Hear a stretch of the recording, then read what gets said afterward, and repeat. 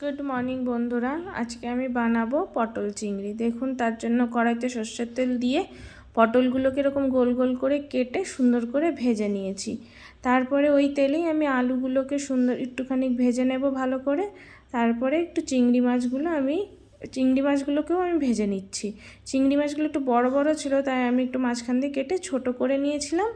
তারপরে আমি একটুখানি কড়াইতে সর্ষের তেল দিয়ে শুকনো লঙ্কা, গোটা গরম মশলা, জিরে ফোড়ন দিয়ে পেঁয়াজগুলোকে ছেড়ে দেব। পেঁয়াজগুলো সুন্দর করে ভাজা ভাজা করে পটল আর আলুটাকে ছেড়ে দেব। তারপরে সব গুঁড়ো মশলা যেমন নুন, হলুদ, কাশ্মীরি লঙ্কার গুঁড়ো, জিরের গুঁড়ো সব দিয়ে সুন্দর করে কষিয়ে তারপরে দিয়ে দেব রসুন আর লঙ্কার আদার পেস্ট।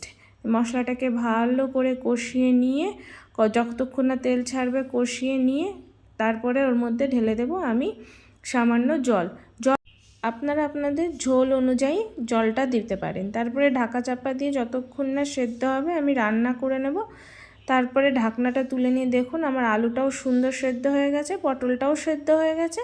ঝোলটাকে খানিকক্ষণ আর একটু ফুটিয়ে নিয়ে আমি তারপরে তার মধ্যে গরম মশলা দিয়ে নামিয়ে দেব। দেখুন, এখন আমি সুন্দর করে গরম গরম ভাতের সাথে দুপুরের খাবারে পরিবেশন করব। আপনাদেরও ভালো লাগলে আপনারাও অবশ্যই ট্রাই করবেন।